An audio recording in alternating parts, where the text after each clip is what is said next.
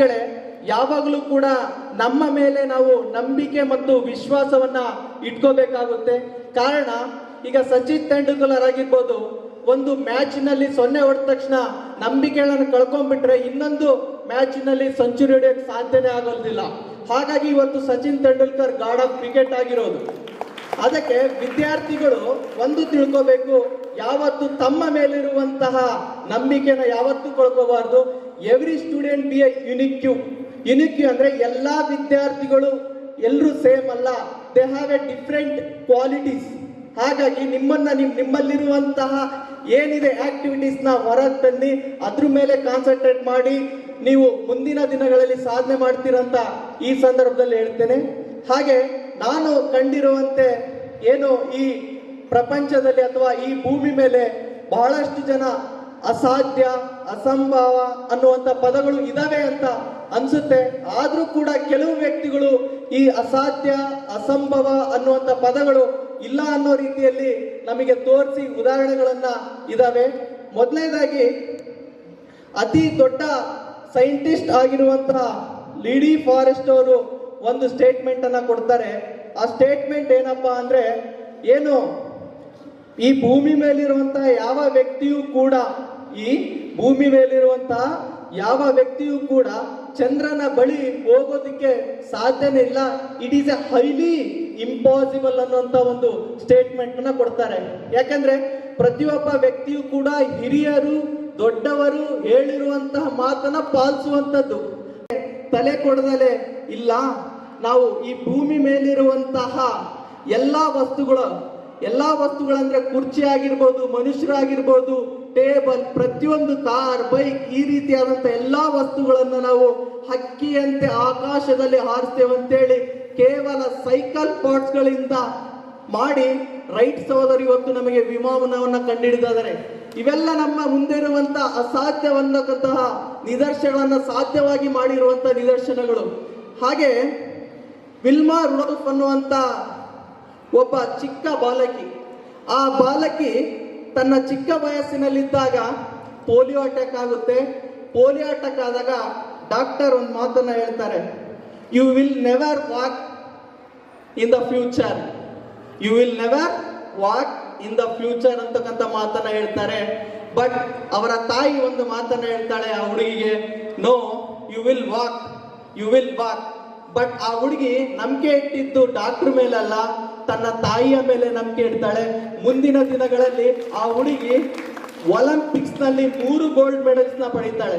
ಹಾಗಾಗಿ ವಿದ್ಯಾರ್ಥಿಗಳೇ, ಯಾರು ಆಗಲ್ಲ ನಿನ್ನಿಂದ ಅನ್ನುತ್ತಾರೋ ಅವರ ಮುಂದೆ ಎದೆಗಿಟ್ಟಿ ನಿಂತ್ಕೊಂಡು ಮಾಡುವಂತ ಶಕ್ತಿ, ಶೌರ್ಯವನ್ನ ತೋರಿಸುವಂತ ಗುಣಲಕ್ಷಣಗಳನ್ನ ತಮ್ಮಲ್ಲಿ ಮೂಡಿಸ್ಕೋಬೇಕು ವಿದ್ಯಾರ್ಥಿಗಳೇ.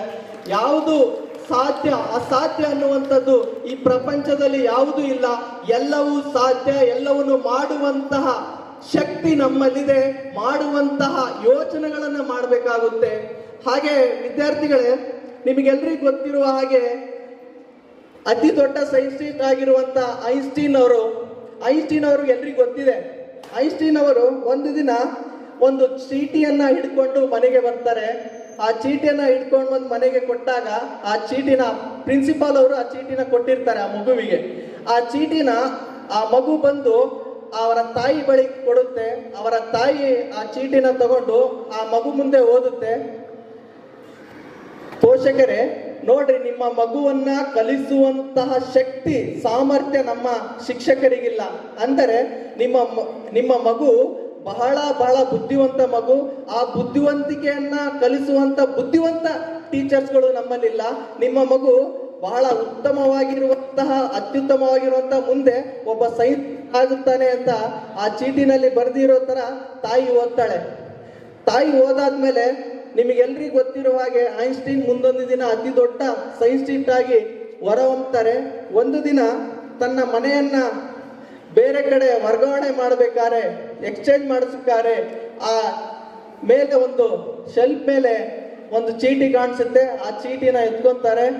ಎತ್ಕೊಂಡಾದ್ಮೇಲೆ ಆ ಚೀಟಿನ ಒಂದ್ಸಲ ಧೂಳು ಕುಂದಿರುತ್ತೆ. ಧೂಳನ್ನ ಒರೆಸ್ತಾರೆ. ಧೂಳು ಒರೆಸಿದ್ದಾದ್ಮೇಲೆ ಆ ಚೀಟಿನ ತೆಗೆದು ನಿಧಾನವಾಗಿ ಓದಕ್ಕೆ ಶುರು ಮಾಡ್ತಾರೆ. ಓದಿದಾಗ ಬರ್ದಿರುತ್ತೆ, ನಿನ್ನ ಮಗ ಅತಿ ದಡ್ಡ, ನಿನ್ನ ಮಗ ಅತಿ ದಡ್ಡ ನಿಷ್ಪ್ರಯೋಜಕ, ಯಾವತ್ತೂ ಕೂಡ ನಿನ್ನ ಮಗ ಉದ್ಧಾರ ಆಗೋದೇ ಇಲ್ಲ, ಅವನನ್ನ ಕಲಿಸಕ್ ನಮ್ಮ ಶಾಲೆಯಲ್ಲಿ ಸಾಧ್ಯವೇ ಇಲ್ಲ ಅಂತೇಳಿ ಆ ಚೀಟಿನಲ್ಲಿ ಬರೆದಿರ್ತಾರೆ. ಅಂದ್ರೆ ಮಂದಗತಿಯ ಹುಡುಗ ಅಂತೇಳಿ ಬರೆದಿರ್ತಾರೆ.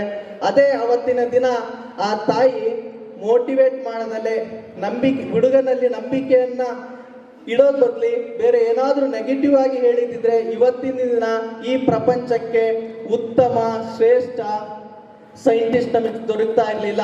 ಹಾಗಾಗಿ ಪೋಷಕರಾಗಿರ್ಬೋದು, ಶಿಕ್ಷಕರಾಗಿರ್ಬೋದು, ವಿದ್ಯಾರ್ಥಿಗಳು ಇರೋದೇ ತಪ್ಪು ಮಾಡೋದಿಕ್ಕೆ, ಆ ತಪ್ಪನ್ನ ತಿದ್ದಿಸುವಂತ ಕೆಲಸ ಜವಾಬ್ದಾರಿ ನಮ್ಮಂತಹ ಶಿಕ್ಷಕರ ಮೇಲಿದೆ. ಶಿಕ್ಷಕರು ಯಾವ ರೀತಿ ನಡೀತಾರೋ ಅದನ್ನೇ ಅನುಸರಿಸ್ತಾರೆ. ಈ ಮಾತಂತೂ ಸತ್ಯ. ಮೊದಲು ಶಿಕ್ಷಕರಾದಂತ ನಾವು ಡಿಸಿಪ್ಲಿನ್ ನ ಮೇಂಟೈನ್ ಮಾಡಬೇಕಾಗುತ್ತೆ. ನಾವು ಶಿಕ್ಷಕರು ಯಾವ ರೀತಿ ಡಿಸಿಪ್ಲಿನ್ ಮೇಂಟೈನ್ ಮಾಡ್ತೀವೋ, ಯಾವ ರೀತಿ ನಡ್ಕೊಳ್ತೀವೋ, ನಮ್ಮ ಹಿಂದೆ ಇರುವಂತಹ ಮಕ್ಕಳು ಕೂಡ ನಮ್ಮಂತೆ ಆಗ್ತಾರೆ ಅನ್ನೋಕ್ಕಂತ ಮಾತನ್ನ ಹೇಳಕ್ ಬಯಸ್ತೇನೆ. ಹಾಗೆ ಕೊನೆಯದಾಗಿ ವಿದ್ಯಾರ್ಥಿಗಳೇ ಒಂದು ಪ್ರಶ್ನೆಯನ್ನ ಕೇಳಕ್ ಬಯಸ್ತೇನೆ. ಈಗ ನಿಮ್ಮ ಬಳಿ ಒಂದು ರೊಟ್ಟಿ ಇರುತ್ತೆ ಅಂತ ತಿಳ್ಕೊಳ್ಳಿ. ಇಬ್ರು ಸ್ನೇಹಿತರು ಇರ್ತೀರಾ, ಒಂದೇ ರೊಟ್ಟಿ ಇರುತ್ತೆ. ಆ ರೊಟ್ಟಿಯನ್ನ ಏನ್ ಮಾಡ್ತೀರಾ? ನೀವು ಏನ್ ಮಾಡ್ತೀರಾ?